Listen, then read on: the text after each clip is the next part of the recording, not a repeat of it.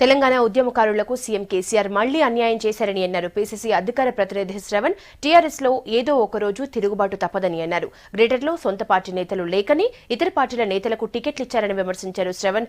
అభ్యర్థుల లిస్టు తయారు చేసిందే ఇతర పార్టీల నేతలని అన్నారు శ్రవణ్.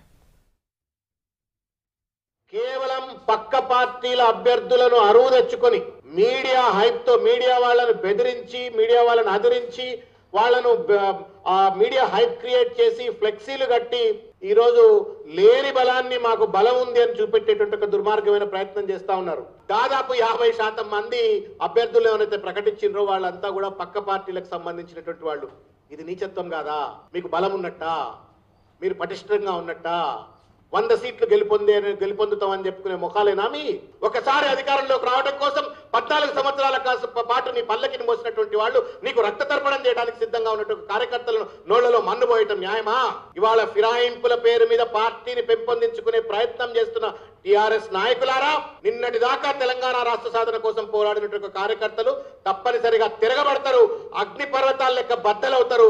మీకు తప్పనిసరిగా ఈ కుతంత్రపూరితమైన రాజకీయానికి, కుళ్ళు పూటినట్టుగా రాజకీయానికి చరమగీతం పాడతారు అనేటువంటి విషయాన్ని